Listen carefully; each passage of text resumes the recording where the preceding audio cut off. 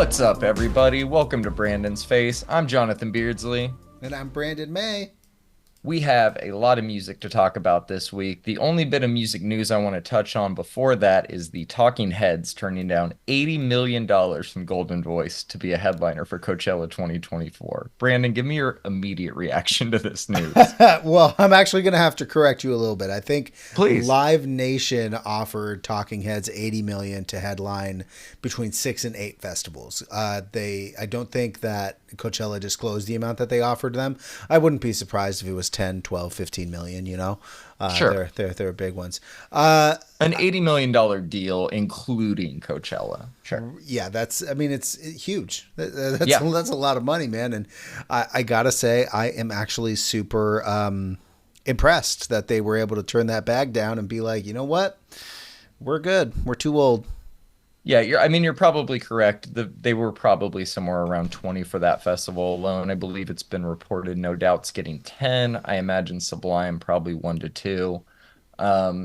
Yeah, so this has been reported. I don't think it's been confirmed by any source, but I think it would make a lot of sense since there was a slightly unusual delay in the lineup coming out on time this year. Some would argue a slightly less than enticing lineup overall, at least in terms of scarcity of being able to see some of these artists.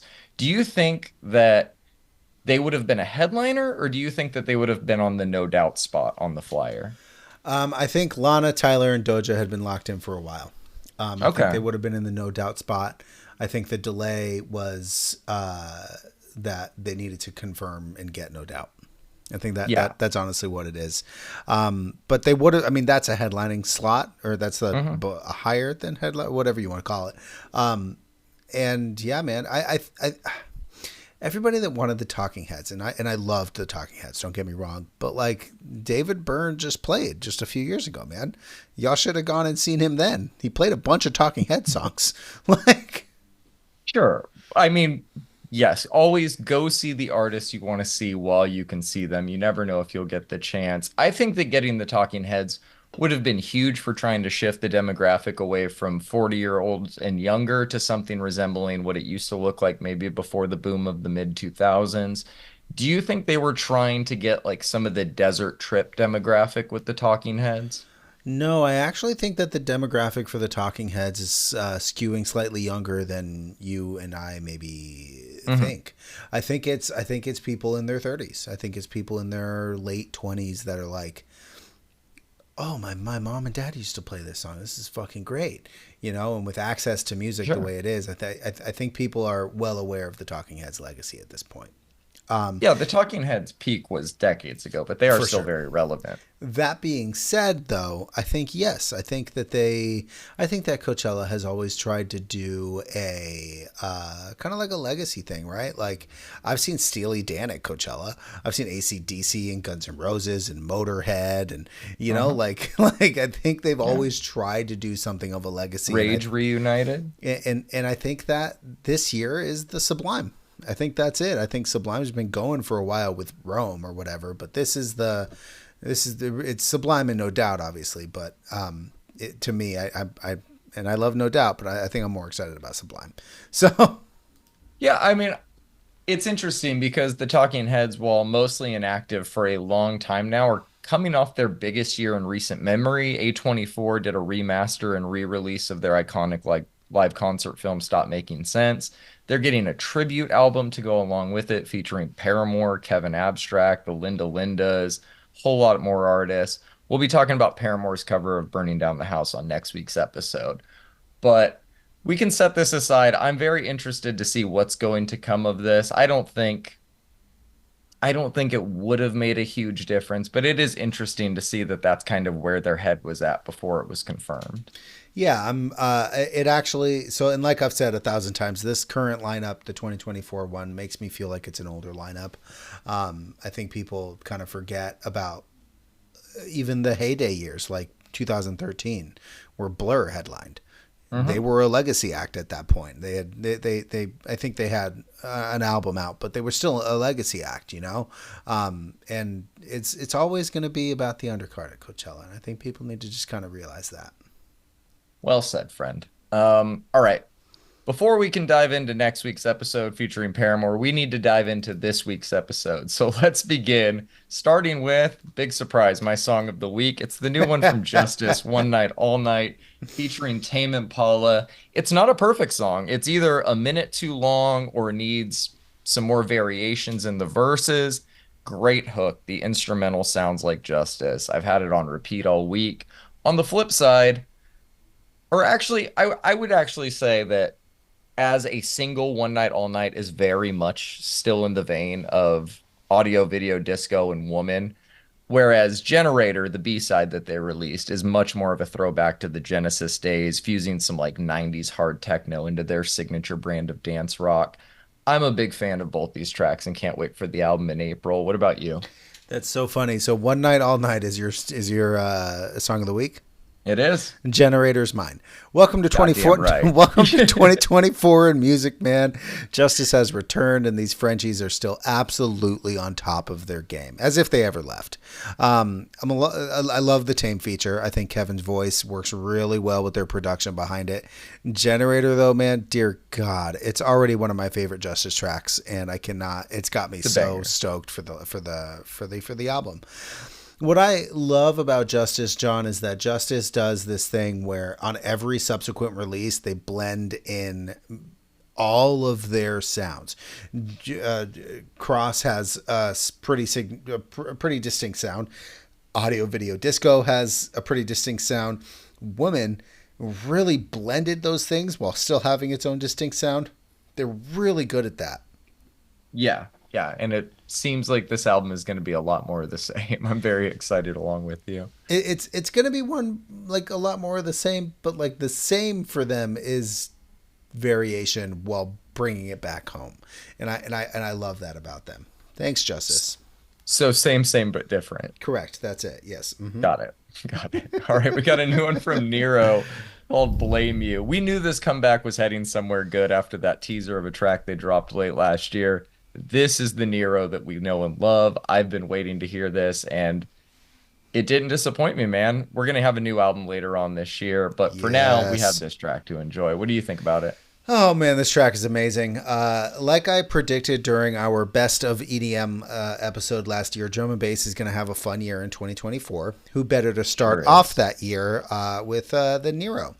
Where do you think we're going to see them first? Do you think we're going to see them at? They're not on the Coachella lineup, which I was actually anticipating they were going to be. Do you think it's going to be at a festival, like a summer festival, or do you think they're going to do a tour prior to hitting the festival circuit? That's an interesting question. I think if they do a tour, it'll be a late summer, early fall tour that they would headline. Other than that, yeah, I think we might see them in some of like the fall, maybe hard or not hard, but some of those like Halloween time festivals, I could see them around there. Yep, I agree. I'm a huge fan of this song, and Yeah, it's very very very good. Got the Camel Fat remix of I Talk to Water by Kolsch. Camel Fat absolutely freaked it on this remix, man. Right. Really, really good. You enjoying it too? Oh yeah, as is tradition, Camel Fat delivers an insane remix. Yeah, man, I love this one. I saw Camel Fat, I saw Kolsch. I didn't even need to listen to it. I just threw it on. You know, Instant ad. instant. Got a new one from Elohim. Can't remember your name. Good stuff as always from Elohim. You enjoying this one? I love when she does this style. It's very suiting for her. It feels like her debut album again. I'm very close to that sound in her music, and this is that. It brought me back to seeing her open for the Glitch Mob in like 2016 or something, 2015. Yeah. Yeah, I kind of classify a lot of her music as like dark pop, but I feel like she's just been going straight dark electronic industrial type shit lately, and I'm digging it. Oh yeah. We got a new one from Recondite called Dust. This is just classic Recondite. Love the tone on it. You enjoying it? Yeah, man, he kind of went full trance on this one, dude. I like It's like that. it's like minimal and deep, but it's so good, dude. The bass line is tight for sure, but the synth work on this one, it leaves me floored every time I listen to it. Yeah, really, really good. Got a new one from Rinzen and Shalou called Burnin'. You a fan? I am. It's Rinzen on This Never Happened. Yep. Yeah, dude, it's a great house track. as is the case with most of This Had Never Happened tracks, it has that like slightly euphoric edge to it, gives you a little bit of like the hair standing up on the back of your neck type of vibe. I'm a big fan. Exactly. Yeah. No, I liked this one. All right, got a new one from Justin Timberlake. It's called Selfish. This sucks. It's not even like bad. It's just underwhelming, and I think that's worse than being bad. His voice sounds fine, but the song is so dull. The music video makes even less sense. His new album, Everything I Thought It Was, drops March 15th. If there's not going to be any songs produced by Timbaland on it, he can keep it. What are you thinking about this new era of Justin Timberlake? So I actually saw a lot of chatter about this one before I heard it, and honestly, I went into it kind of preparing not to like it. But I'm going to disagree with you, John. I think it works. I didn't expect a Timbaland style JT track when Timbaland isn't anywhere near this song. It's kind of like a Justin Bieber sound. I think it works well for his voice. He sounds great, but that could just be pitch correction. I'm interested in the album. I think I didn't mind it. Did you see him on SNL? I did not. Is it bad? Oh no, he sounds fine, but he did another new song and Toby Nguikwe's on it. So it was kind of interesting to see. Interesting. Didn't love it, but it's fine. Toby was cool. He had his whole little gang dancing, so Love that. Love it was a that for Toby him. show. Got a new one from Empress of and Muna called What's Love. I think this is the first song in the Empress of album rollout that's not just an absolute banger to me, so it's easy to feel a little underwhelmed by it, but I think it's still a great song. We finally have a release date for her new album. It's called For Your Consideration. It drops March 22nd. How are you feeling about it after hearing this one? I actually absolutely love this song. It's gorgeous production, beautiful vocals, really well written lyrics. I really liked it. I'm excited for the album. Yeah, it should be a really, really good album. Speaking of good albums, we got a new one from Blue to Tiger called Dangerous Game. It's about time we got some new music from Blue. This is the lead single off of her upcoming debut album, All I Ever Want Is Everything. That's due out March 29th. And as expected, the song has a very catchy tune and a great bass line to it. What are your thoughts on it? Yeah, man, it's actually a little bit more poppy than what I'm used to from Blue, but I do really dig it. I wish the bass was a little higher in the mix. Other than that, the bass line's great, That's obviously. fair. Yep. And yeah, man, let's go. Good for her. Yeah, I'm excited for that one. All right, so the Lyrical Lemonade All Is Yellow collaboration album thing dropped. I didn't have much interest in a lot of the songs. We reviewed that Gus Dapperton, Joey Badass one that came out like a Hmm. week or two ago. I clearly threw this one on because Amine was on it along with Lotto and Sway Lee. The song is called Special. Uh, I liked it more than I thought I would. The verse from Lotto to kick things off is strong. Sway Lee's part is easily the weakest of the three, but I think the song still works as a whole. What were your thoughts on this one? That's crazy, bro. I didn't know you were a fan of Amine. Bro. Yeah, this is great, dude. The production is legit. Love Amine's verse. It's good shit, man. Yeah. Got a new one from Skepta called Gas Me Up, parentheses, diligent, phenomenal track. This is the type of lead single I was expecting for his comeback. His new album is titled Knife and Fork. It's due out sometime later this year. There's no way you did not love this track, right? It's great to have Skepta back, man. Dude, this goes so hard. That fucking drop, that first drop So every time good. on the beat is perfect, man. So good. Legend for a reason. Yep. Got a new one from Tierra Whack called Shower Song. I I don't know about this one, man. I'm kind of torn on it. The music video for it's great. All of her music videos are great. She's a visionary genius. Whoever she works with and collabs with on these videos is just as talented as she is. But man, these she's so hit or miss with me for the songs. Her debut album drops March 15th. I'm still really excited for it despite not loving this track very much. What about you? Song's all right. Beat is great. Sure. Yeah. I It's just like a droning, warbling on beat that's hard not to like nod your head to. Right. But I don't know if soapy waters give me powers, you know? I don't think they give me powers. All right, we got a new one from Maxo Cream, Bang the Bus. So when I saw Maxo made a song about the Bang Bus, I rolled my eyes harder than The Undertaker. But as always with Maxo, when I hit play, I was hooked, man. The beat, the sample, his flow, they're all so fun to listen to, dude. This is really good somehow. What'd you think about it? My man's really put Miss Frizzle's bus on the cover of this single. Yeah, I love it, man. It's Maxo Wood God, he's the best at the melodic rap hook. Like for him and real. Freddie are so fucking good at melodic rap hooks. I can't get it out of my head. All right. What do you think about this new one from the home team called Brag? You know, man, we've been needing more pop punk in the general zeitgeist nowadays. It's catchy, it's chordy, it's got that attitude that will probably like do well in music. It might not be for me, but I appreciated it for what it is. You know what I'm saying?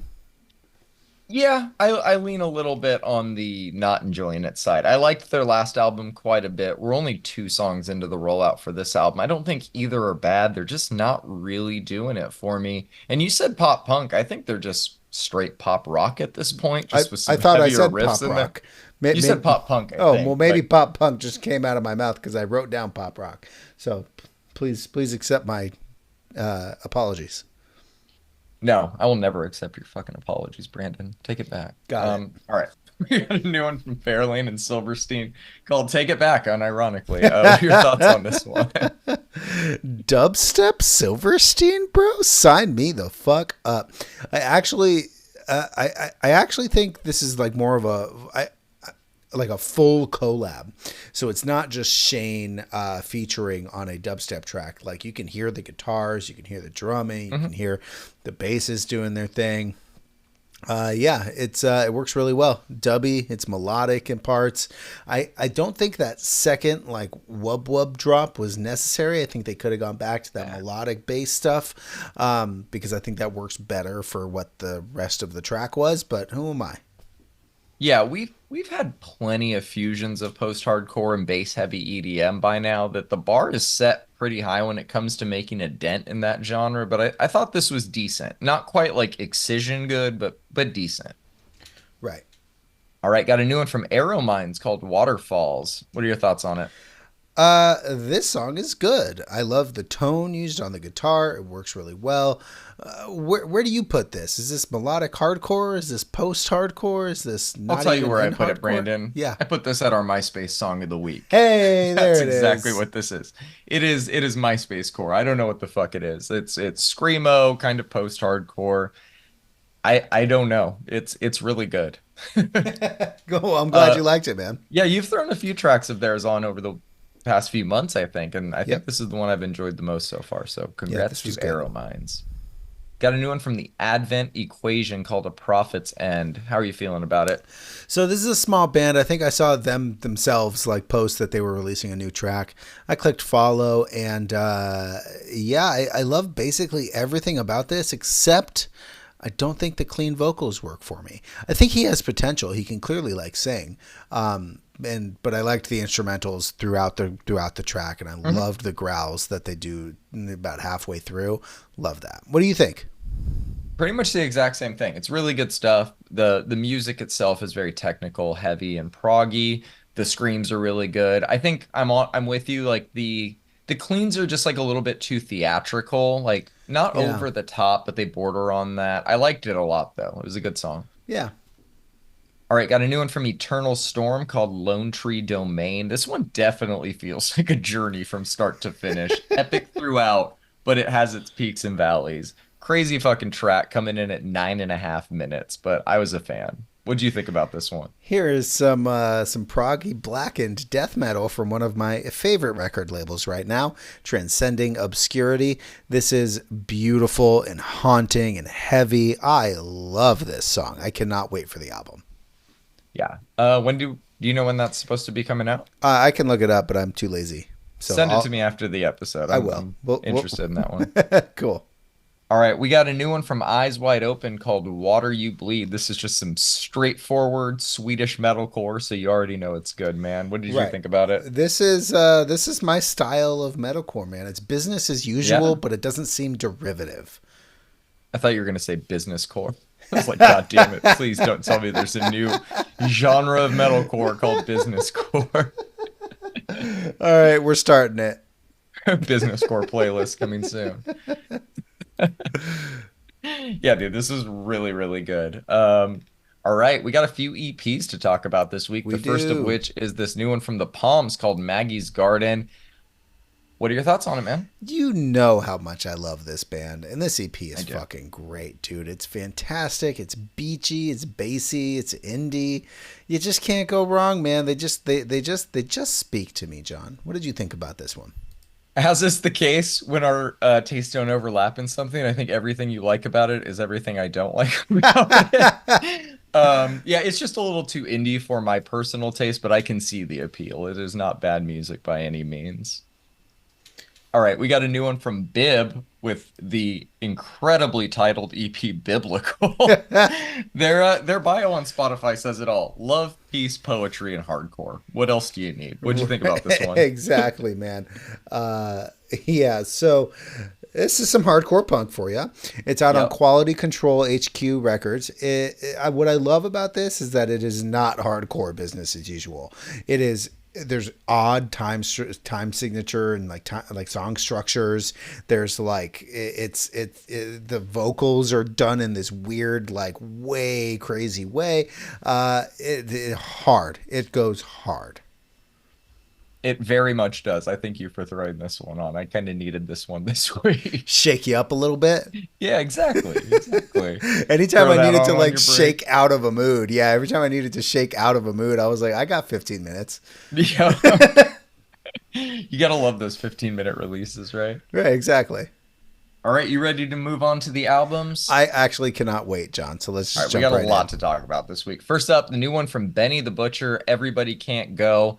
I didn't really know what to think about the rollout for this one, but that confusion didn't really affect my enjoyment of the album. It's a little too early to officially declare. I think it's easily one of his best yet, if not the. I enjoy it more than Tana Talk 4 and The Plugs I Met 2 and Burden of Proof. I went back to all three this week to confirm that statement. It's been a while since I've gone back farther than that, and I know my enjoyment doesn't always equate to better, but that's all that really matters to me at the end of the day. And this isn't an album I was expecting to enjoy, honestly. Like, we've gotten some rap albums over the past few years, and coming off of a bad year in the genre, it kind of had me in a weird headspace regarding new rap releases. But this one brought me back a little bit. It's so well made and put together, and by the end of it, it had me in disbelief that I kind of doubted him to begin with. I might have been a little biased going into it, considering how big of a Freddie Gibbs fan I am and what has gone on between them, but literally what two grown men beef about, neither of whom I know in real life should not affect how I listen to their art. And in this case, I'm glad I was just able to enjoy it for what it is, and that is a top tier rap album full of some of the nastiest bars Benny has ever put out. I'm giving this one an 8. My standout is Jermaine's Graduation, but I really enjoyed Big Dog and the Griselda's Express with Conway and Westside on there as well. What did you think about this new one from Benny the Butcher? This is how it feel to be a big dog. So as a fan of Benny the Butcher, I was expecting to like this album. I was not expecting to like this album as much as I did. What a Def Jam debut for Benny, man. It felt Seriously. it kind of felt like Benny really only had Coke to rap about, but we were all fooled. He also raps about Fent.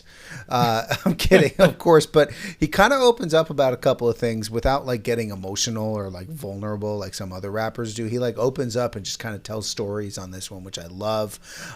He absolutely killed it on this, dude. I think the features are great and all performed very well. The production from The Alchemist, I like The Alchemist tracks better than I like the Hit Boy if we're talking solely production, but Hit Boy really does it too, man. Lil Wayne is great on Big Dog. Kyle Banks kills it on Everybody Can't Go. Snoop is like back in his element for the first time in a long time on Back Again. Buffalo Hmm. Kitchen Club is one of my favorites, and I love how Armani like almost out raps Benny on this one. That's crazy, bro. Uh, Wasn't expecting it. I Yeah. know, man. My favorite feature on this though is Jadakiss on Pillow Talk. He's got Great this feature. grimy sound that works so well alongside Benny, and Hit Boy really went in on the production on this one, dude. It's a great album filled with great bars, great production, great features. I think it's going to be known as a classic in Benny the Butcher's discography for sure. I also gave it an 8. My standout though, I kept coming back to Pillow Talk. Great, great song. And that Jadakiss feature was fucking fantastic. Shout Hard. out that. All right, moving on to this new album from Goth Babe called Lola. What did you think about it? All right, man. Well, with some artists, I go into the album with like some sort of expectations, and Goth Babe has like the same sounds on like most of his songs. I think he does this style so well though that I kind of go into every release knowing what I'm going to get. My expectations are there. I get exactly what I wanted, and I love it. I'm glad we finally have a full length debut from Goth Babe. This is the first album that he's ever put out. I don't really Mhm. have too much more to say about it. There's no surprises. Sometimes that can be a good thing. It's housey indie rock, if that's a thing. Mhm. And I enjoyed it, man. Somewhere between a 6 and a 7 for me. Bioluminescence is a great song. What'd you think about it? The business indie album. Um, okay, so for what it's worth, I do not think Goth Babe is bad. I've spoken well about his music on the podcast a few times, and I do enjoy it for the type of indie it is. But kind of like the Palms release earlier, it doesn't really fall under the umbrella of indie that I'm a huge fan of. I think it's, like you said, house indie. I think it's a little too Glass Animals for me. But there's a few tracks on here that I actually enjoyed. Some of them, ironically, the most Glass Animals sounding ones on the album. Overall, though, I think I'm going to give this one a 5. I'm kind of in the middle on it right now. My standout is Backwards. I thought that was the catchiest one. Nice. All right, we got a new one from Kota the Friend, right on time. Lyrics to Go, Volume 5.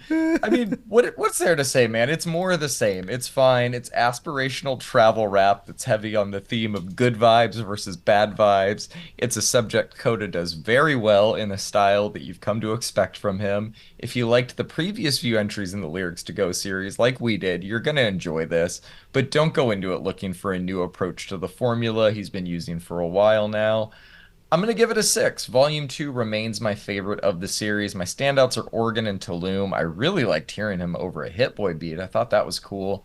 Also, missed the opportunity to not have West Side Gun doing all of the machine gun ad-libs in Vietnam. So I -1 point for know. that. But other than that, another solid entry in the series. What did you think about it? Coda, the MF friend, is back with another Lyrics to Go project, man. I Yep. think I like this the same as I like all of his other music. A lot. It's not really like returnable very much, but he releases so often that I don't need to return to his older music. He's going to release something else I'm going to like later. And yeah, he kind of went back to his roots on this one. The last Mhm. couple of releases, he was talking shit about people, and not necessarily in a bad way. It was like you said, it's good vibes v bad vibes in the Mhm. in the octagon. So kind of like Goth Babe, man. I knew what I was going to expect. Short Yeah. songs, meaningful lyrics, soft production on the beats. It's great, dude. It's a 6. My standout, though, is Oregon. Of course it is. That's just because you miss me. It is. It is. All right, man. Moving on to this new one from The Smile called Wall of Eyes. I consider this album a success in every way possible. Their first album was good, but it felt like an album made up of songs that were written in parts over a long period of time. Moments of brilliance, but a little disjointed as a whole. This is the first time we've heard a new album from them that was all written and recorded within the span of a couple years together, and I think it really shines in the cohesion of this project. The songs themselves are beautiful and individualistic works of art, but the way that they're sequenced together on the album is what ties it all together for me, which is often the case, but it remains true here. Since we've had a few of these songs to chew on for a while, I found myself gravitating more towards the newer songs on my first couple of listens, and I kind of found that to be rewarding, but hearing this thing in its entirety really puts it all in perspective. I've been a little hyperbolic all week by saying that we're going to look back on this as like they're in rainbows. But it's one of those albums that I'm perfectly fine hitting play on the second it's over, despite its musical and lyrical density. Only time's really going to tell what this album's true legacy is, obviously, but it's not too early to declare it my favorite of their 2 albums they've released so far, or my album of the week. I think it's a masterpiece. I'm going to give it a 9 for now. My standout is Read the Room, but Teleharmonic with those wind instruments was heavy in my rotation all week long as well. What about you, man? Did you enjoy this one? You ready for this, John? Hit me. I actually have a lot to say about this album, and Let's go. I have been talking a lot of shit about the singles. I've been very vocal about my dislike for Tom York's music, but I really tried to go into this album with an open mind, regardless of how I felt about the singles or Tom or anything prior. I've been proven wrong before, and singles have made like a lot more sense in context of an album, and we've gone over that a dozen times, right? But so I gave this album the 3 listens: nice speakers, good earbuds, nice over-the-ear headphones, in that order. It was the over-the-ear headphones listen that I am very glad to say made me enjoy the album a lot more than I thought I was going to going into it. So Interesting. there are some moments that really aren't for me, but overall this album is great. I did a track by track, so bear with me here, okay? Hit me. Yeah, I can't wait. Wall of Eyes is like a noodly kind of folky number that like builds and builds. I love the lyrical content, and I absolutely love the strings, man. Really sets the stage for the album. What I don't love is like the little samplings or like the little electronic elements on this one. The song didn't need them. Teleharmonic is gorgeous. It really is. The experimentation is in the instruments and not with like electronic elements that don't fit like the previous song. The little flourishes of like wind instruments and the ebbing and flowing of the vocals all tied in with like this rhythmic drumming and is that a synth riff that just pulls me back, man. Read the Room is also absolutely stunning, man. Tom's vocals don't even fucking bother me on this one. They're very old Radiohead. Yeah, they fit so well. There's like an air of mystique with this song, and that probably has a ton to do like with the guitar tone. The thing that really ties the room together here on this song, though, is the drumming. Amazing display, man. Amazing display of musicianship with the drumming on Read the Room. Under Our Pillows starts with like this amazing lick, and then everything around it makes like no sense once the other instruments start coming in, and then all of a sudden it clicks and everything starts like working. The bass line in this song is fucking great, ends on an odd note, but I did enjoy it. Friend of a Friend is like this classy kind of piano rock piece that makes a lot more sense in the context of an album. The strings as they come in are real neat, and the vocal pedals that Tom is using work really well as they come like in and out. I Quit has this mysterious element to it where I don't know where it's going. It turns out it goes nowhere, and that doesn't really change throughout the entire song. I do love the strings, though. I think this is what bothers me about a lot of Tom's music is that it builds and it builds, and then there's fucking nothing, and then we kind of start. I like a payoff. We'll talk about that. The build is the payoff. We'll talk about that kind of prog here later. If you like building, I'll send you a Ricardo Villalobos song that will leave you pulling your hair out. That would be your reply, yes. So I'm going to stand by my previous statement of the fact that Bending Hectic is a obnoxious song. I absolutely dislike this song. I think it works for the album, and I actually like love noodling like this when it's done. Well, not like this. It just sounds like he's tuning a guitar and making fun of all of us. Obviously, this album follows kind of a structure. Slow, mystic, building to strings and like some other proggy elements that eventuates in the song ending and kind of starting all over with the next song. I don't hate it. The strings are fucking beautiful, and You Know Me is a fantastic ending to the album. Overall, man, I loved this album besides the one song, right? Bending Hectic is just not my jam. Get it off the album. But look, man, I'd be silly to actively listen to this and not realize what incredible musicians all these people are, especially the bassist and the drummer. That's where the album shines the most. I'm sure you're happy about this, but I absolutely loved it. It's a 9, bro. Read the Room is also my favorite song on it. It's a good album, man. I enjoyed actively listening to it. I don't think I can passively listen to it though. Fair, man. I passively listen to it all the time, but I totally get not being able to do that. I'm one, just blown away you gave it a 9. Kind of two, blown away that you enjoyed it at all since it's a Tom project.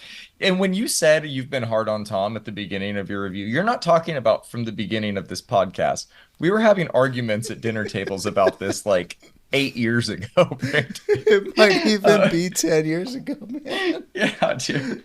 Like it's pretty ridiculous. This goes back a long way. I'm glad that I mean more than anything, I do this with you because I love the hater in you too, Brandon. So I'm glad that even when you like something, you have a lot of harsh criticism for it, even if I don't agree with it at times. Yep.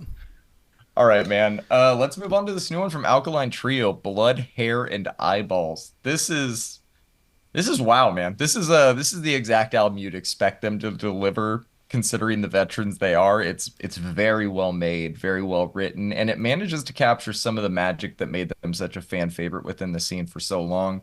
We kind of knew that'd be the case from the lead single, but it's nice to have confirmation of that post-release. I don't know if it'll make quite the same impact of some of their old albums in the same way like Brand New's Return album did before that got derailed, but I think they sound just as good as ever. I really enjoyed it every time it came on this week. I got it between a 6 and a 7. My standout is still the lead single, the title track, Blood, Hair, and Eyeballs, though, man. So catchy, so riffy, so good. What did you think about this project? Uh, Hey man, it's great to hear Matt Skiba back with the band that made me a fan of him.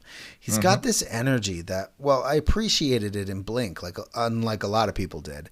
It really makes music engaging, and the Alkaline Trio did just that on this album. Engaged me. I don't think it's their best album of all time, but I do love that we have this one. Songs like Meet Me, Scars, and Teenage Heart all feel like classic Alkaline Trio. They would all fit on their album Remains, and it wouldn't feel out of place. Tracks like Hot for Preacher and Break are really fun. They fit well on the record. I loved it, man. It's Alkaline Trio. It is very good. Like you, I have it between a 6 and a 7. It was a lot of fun to listen to when it came on this week, and I enjoyed it, man. Scars is my standout, though. I really did enjoy that song. Classic pop punk indie emo veteran moves to have a song called Scars on your album. Right, exactly, exactly. Always do it. All right, man. We got a new one from Ty Segall, Three Bells. You want to dive in first on this one? Sure, man. I honestly didn't write a lot, man. But like I said on this album Rollout, I love when Ty Segall gets weird. He gets weird on all of his albums for sure. But this one, he kind of lets the weirdness take its time. And I love that. So much so that tracks like Reflections are actually like out of place due to like kind of like how regular they sound.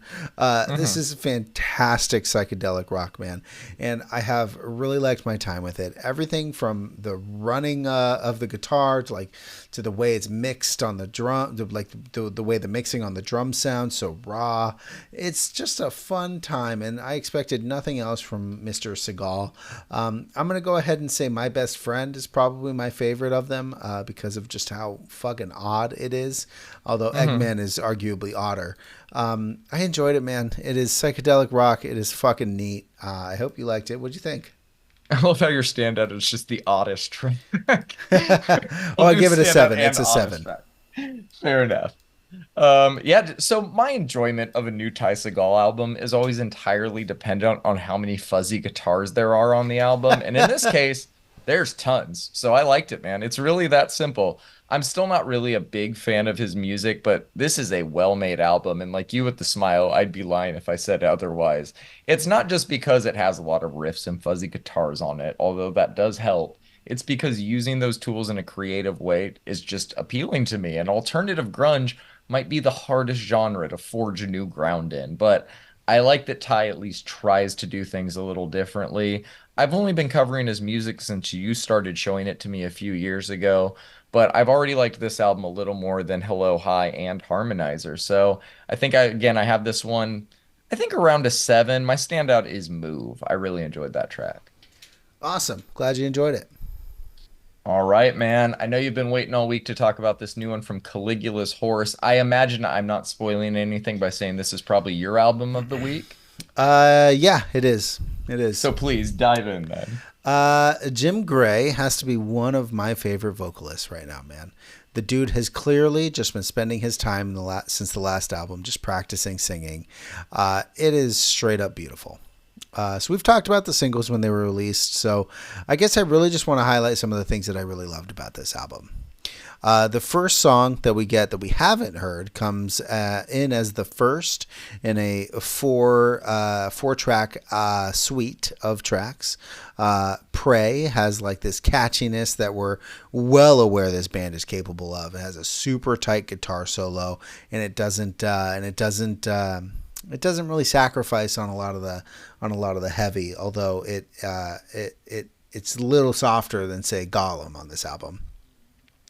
A Sure. World Without is proggy yet like kind of soft track that just allows the guitarist to just show off, dude. The guitarist just goes off towards the end of this album or towards the end of this song. Suite 3 Vigil is beautiful, don't get me wrong, but I guess I kind of wanted this suite of songs to kind of build up into something heavier and heavier and heavier, which is not what we got by the time we got to this track, which kind of, honestly, it disappointed me a little bit. Give Me Hell I gives can me see that. more of what I wanted out of the suite, though. These 4 tracks didn't do everything I wanted them to, but it's got some crazy good music on it. Both Sales and Storm Chaser really lived up to my hype, and the closer, as with most prog albums, is the one that really gets you. Mute has a crazy vocal performance, and I think it might be Jim's best that I've ever heard. It is a masterclass track with every one of the members hitting everything that you would want them to. I love this album, albeit as not as much as I wanted to love it. I do love it, and it's definitely a great entry into Caligula's Horse discography. I don't think that Gollum was the right way to preview the album because of the way that I was like, are they getting a little heavier? And then they didn't. But I still really enjoyed the record, man. I'm gonna give it an 8. My standout is Mute or Gollum, one of those. Pick one. That feeling is very, very hard to describe that you're talking about, where you're really excited for something and it is very good, but like something is just not quite what you expected, and you don't know really how to rationalize that in your head. It sucks, but overall, I think over time you're going to enjoy this one probably as much as most of their other releases. I mean, yeah, like with most prog metal, I haven't fully digested this. I've had less than a No, week, it's you know? impossible. Yeah. Yeah, we're reviewing like 6 albums this week, plus a whole slew of singles. I'm sure it's impossible to have fully digested an album like this. I enjoyed this one though, man. So there's a saying in sports when a team does what they always do, and that saying is they are who we thought they were. It's usually a saying that's used negatively, but in this case, we're using it positively. We went into this one with very high expectations, and I think overall it lived up to mine. It's a proggy masterpiece that's as creative as it is epic. You can tell how thoughtfully it was conceived by the amount of work that went into the tying all of the theming together between the music and the lyrics and the artwork. My only real knock on this one is purely a taste thing, and that's just how dramatic some of the vocals can be at times. In terms of technicality, dude, this one is about as tight as it gets.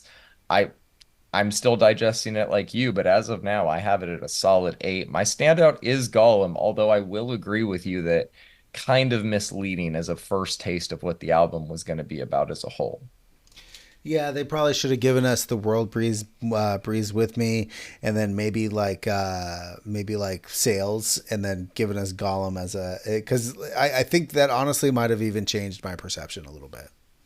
I mean, we've had a few other albums, maybe not even just in prog metal, but like this kind of that Drugs album. I think when we reviewed that, the first single was very, very heavy and the rest was a little bit softer. We've had situations like this where a single kind of throws off our expectations. And I don't think it affects our overall score, but it definitely takes some adjusting too. Overall, though, I'm very, very glad you threw this one on. I'm going to be listening to it for a while for sure. That's great, man. All right, that's it for us this week. We will be back next week with an all new episode. It's kind of quiet in terms of new releases outside of that Brittany Howard album dropping and that new single from Wave Dash, Madion, and Toro y Moi. But we'll be covering whatever drops, catching up on whatever new releases we've missed recently. If we miss something and you want us to cover it, let us know in the comments. Follow along with our weekly rotating playlist to keep up with what we'll be covering each week. You can find the link to that in the show notes. And lastly, you can find us on Reddit and Instagram. Just search Brandon's Face Pod. Give us a follow. We'll see y'all next week. Peace. Peace.